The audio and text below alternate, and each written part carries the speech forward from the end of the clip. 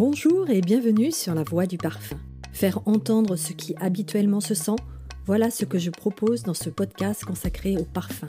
Écouter les fragrances, imaginer les effluves, se laisser porter par la voix et inviter l'ouïe et l'odorat à se donner rendez-vous avec votre imaginaire.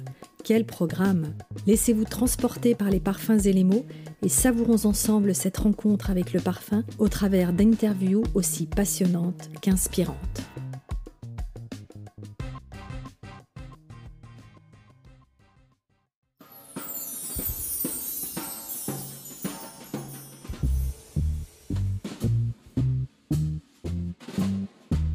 Bonjour, bienvenue sur La Voix du Parfum. Aujourd'hui, nous accueillons Louise Dubessé. Louise, vous avez réveillé la marque Marcel Dormois, occasion d'entamer notre série de podcasts sur les belles endormies. Vous avez lancé une gamme de parfums française dans la tradition de la haute parfumerie, à un tarif accessible grâce à un mode de distribution optimisé, principalement digital. Vous incarnez un féminisme avant-gardiste, celui de la créatrice, déjà cofondatrice de la maison Bien Élevée, qui produit du safran sur les toits de Paris. Vous avez repris l'activité liée au parfum de l'ancienne maison de couture créée en 1927, Marcel Dormois. Et dès le départ, vous avez misé sur le digital où, selon vous, les petits jouissent d'une plus grande proximité avec le public. C'est votre phrase. Est-ce que vous voulez nous la développer ? Bonjour Isabelle, merci de m'inviter. Je suis ravie d'avoir cette belle occasion de parler du réveil de Marcel Dormois. Effectivement, le digital, c'est une sublime occasion pour les petites marques d'avoir une visibilité et de devenir accessible. Une vitrine de gérer intégralement de son image à son discours qui est libre. Et si on est un peu malin, on peut se rendre visible plus facilement. Votre marque est une belle endormie. Pour nos auditeurs, est-ce que vous pouvez nous raconter ce qui se cache derrière cette expression ? Oui, la belle endormie, c'est évidemment une allusion à la Belle au bois dormant. C'est donc une femme très belle qui s'est endormie pendant des siècles et qu'un prince charmant a réveillée. Mais c'est aussi surtout un terme marketing qui vient d'un terme anglo-saxon qui est Sleeping Beauty et qui représente une marque qui s'est endormie pendant un certain nombre d'années, qui est sortie de son sommeil par un entrepreneur. C'est le cas de Marcel Dormois, qui a été créé, comme on l'a dit tout à l'heure, en 1927 et qui dort depuis un certain nombre d'années. Et vous l'avez réveillé. Présentez-nous Marcel. Oui, Marcel, c'est une jeune personne qui rêvait d'exister dans le monde de la mode, qui était le secteur où la femme pouvait vraiment avoir une influence dans ses années 20-30. Elle était passionnée par la mode et elle s'est battue depuis son plus jeune âge pour intégrer ce secteur. Et donc, elle a commencé comme mannequin pour Paul Poiret, puis modéliste, et puis elle a travaillé pour Madeleine Vionnet, qui sont des grands couturiers.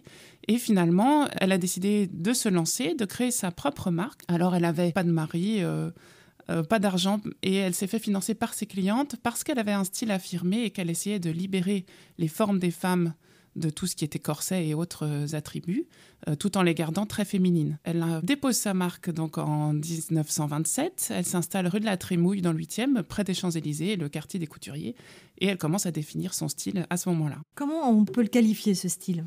Ce style, c'est la féminité incarnée et affirmée. Et c'est ce qui t'a séduit dans le personnage, alors ?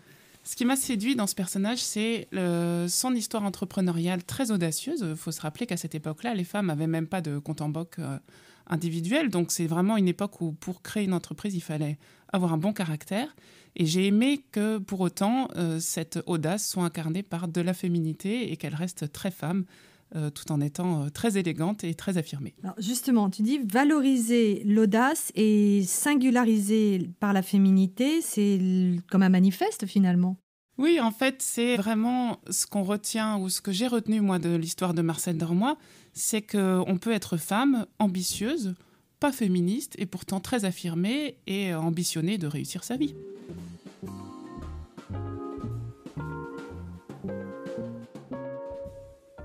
On veut aussi que la femme soit alignée avec elle-même, avec la marque Marcel Dormois. Qu'est-ce qu'on entend ? Elle ne l'est plus ? Elle l'a été ? Où est-ce qu'elle en est ? Alors, il y a beaucoup de littérature en ce moment sur le féminin dans le monde du travail et puis les défis qu'on nous impose. On peut constater qu'autour de nous, il y a beaucoup de femmes qui ne sont pas alignées. On compte un grand nombre de femmes qui rencontrent des défis qu'elles n'arrivent pas à concilier entre leur vie professionnelle et leur vie personnelle. On rencontre pas mal de cas de burn-out, de femmes fatiguées ou de femmes qui acceptent de faire des compromis très importants sur qui elles sont pour pouvoir faire face à leur vie professionnelle et personnelle et parfois avec des enfants. Je trouve que là, du coup, la partie féminine de sensibilité disparaît au profit d'une partie très professionnelle et très pragmatique. Et dans un monde rêvé, on réussirait à la fois à affronter tous ces défis et rester sensible. Mais alors, comment le parfum peut les aider à relever tous ces défis ? Ce que je n'ai pas précisé, c'est que Marcelle Dormoy, quand elle faisait ses tenues de haute couture magnifiques ou ses tenues pour le quotidien, elle proposait aussi une gamme de parfums à l'époque. Et ce qu'elle disait, c'est que le parfum ajoute une petite touche d'expression supplémentaire au personnage féminin pour définir qui on est vraiment. Aujourd'hui, c'est toujours le cas, c'est-à-dire qu'on peut choisir de se parfumer de manière engagée, c'est-à-dire de choisir d'exprimer sa sensibilité par le parfum, donc de choisir un parfum différent de celui de sa voisine ou de son amie.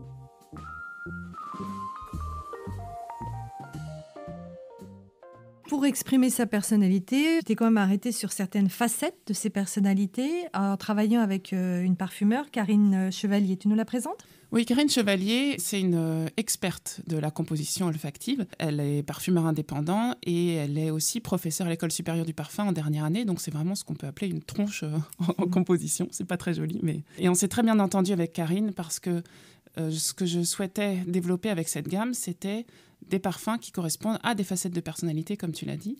Donc, de partir d'un profil de facettes psychologiques et de voir comment, avec le parfum, on peut donner confiance à cette sensibilité. Alors, quels sont ces profils ? Eh bien, on a un premier profil qui concerne la femme très empathique, la femme qui ressent très fortement toutes les émotions autour d'elle. C'est une femme qui a besoin d'être rassurée, d'être confortée, mais c'est aussi une femme qui rayonne et qui a un impact très fort sur les gens qui l'entourent. Donc, ce premier parfum, on l'a composé pour la rassurer avec une note de tête qui est très fraîche et très pétillante. Et petit à petit, cette femme va devenir de plus en plus sensuelle pour arriver, grâce aux notes de fond à la fin de la journée, sur une vraie féminité pleine et sûre d'elle. Quel est son nom ? Il s'appelle Nakara, ce qui signifie rouge en français ancien. Le second s'appelle Héliodore. Il s'adresse aux femmes qui ont une sensibilité esthétique assez poussée, des femmes qui aiment la mode, les arts, tout ce qui est beau et qui parfois complexes, pensent qu'on les juge comme si elles étaient superficielles. En fait, ce sont des femmes qui ont une grille d'analyse de ce qu'il y a autour d'elles très poussée, qui sont très curieuses et donc qui ont un fort recul sur les choses. Elles sont posées, elles sont solides. Et donc ces femmes-là, elles sont curieuses intellectuellement. On a fait une note de tête assez interpellante pour lui rajouter ensuite de la rondeur. C'est un floral aquatique, donc avec des notes, il y a de la rose de mai, des notes dont on a pondéré le côté sucré avec des notes un peu marines. Et finalement, on lui met les pieds au sol pour qu'elle parte pas trop dans son cerveau. Et donc, on a des notes de bois de cèdre, par exemple, et de musc. Il est évident que certaines vont se reconnaître. Et le troisième parfum ? Le troisième s'appelle Gemma Veneris. Il concerne les femmes qui sont déterminées à prendre tous les sujets à bras-le-corps. En général, ces femmes-là, elles se chargent trop. Elles en prennent tellement qu'elles se cassent la figure. Et puis, elles vont remonter parce qu'elles sont battantes. Elles aiment se parfumer pour se donner confiance. Et généralement, elles se parfument et elles se reparfument. Donc, on a là un parfum qui est une superposition d'une structure très féminine rose jasmin avec une structure plus masculine, un peu boisée. Et donc, ça fait un parfum à fort caractère avec une belle signature olfactive.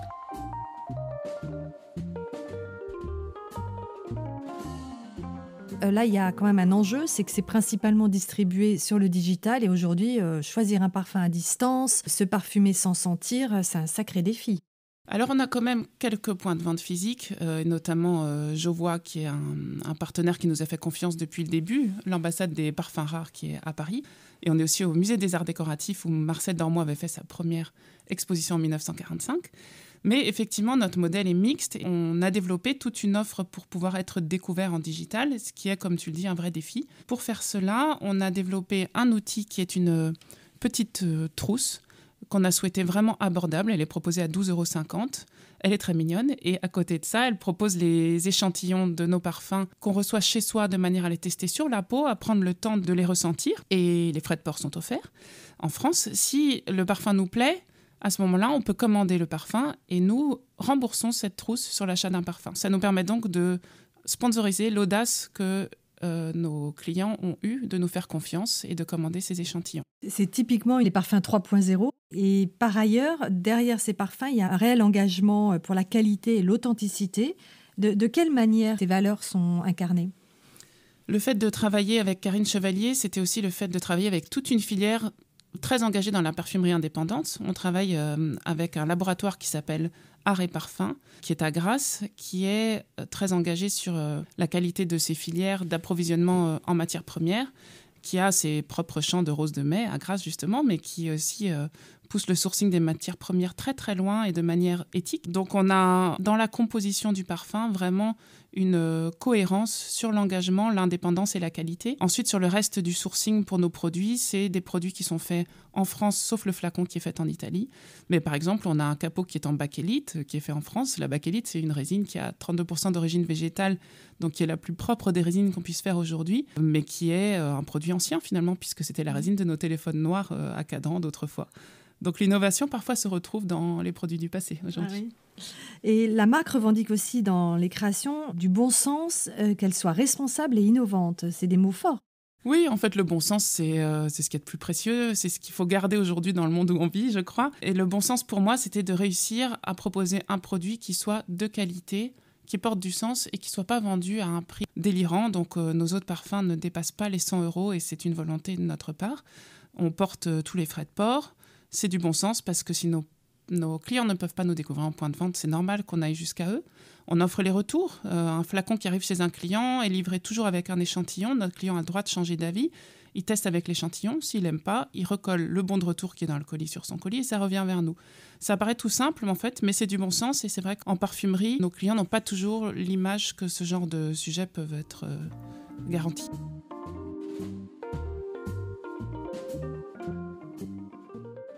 Est-ce que la marque Marcel Dormois, est-ce qu'on peut dire d'elle qu'elle s'inscrit dans ce mouvement d'une parfumerie qui prône le bien-être avant la séduction, avant toutes ces valeurs qui ont marqué l'histoire du parfum ?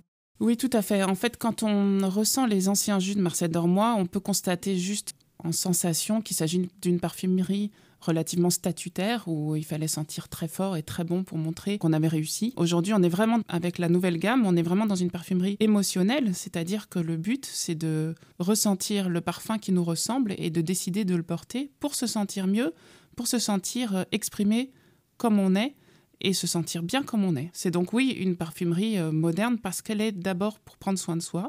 Et c'est vrai que pour l'instant, nos clients sont surtout les clientes qui s'offrent à elles-mêmes une opportunité de s'exprimer et de s'aimer comme elles sont. Ces clientes, on les appelle les Marcel, c'est ça ? C'est une communauté ?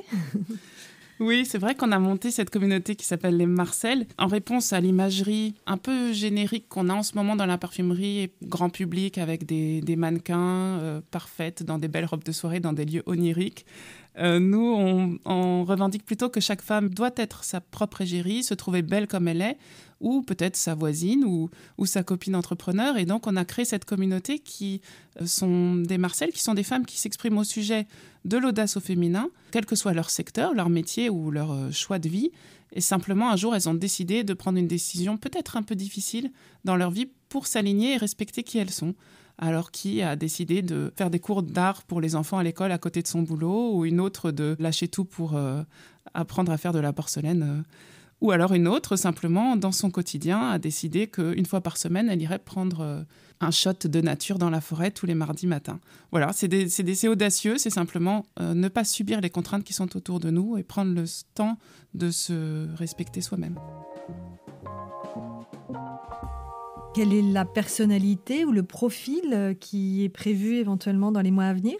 On a presque terminé la formulation de notre 4e eau de parfum, qui sera à nouveau faite aussi par Karine Chevalier, avec laquelle décidément on se comprend très bien.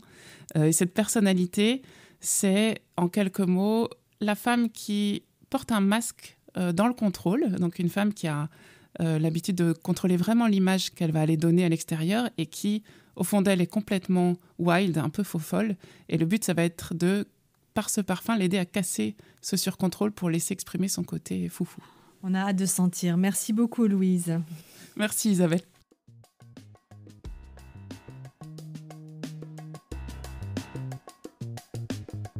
Merci de nous avoir suivis sur La Voix du Parfum. N'hésitez pas à liker, commenter, partager et à vous abonner. On se retrouve très bientôt pour une autre interview ou lors d'une échappée belle sur La Voix du Parfum, le podcast. À bientôt!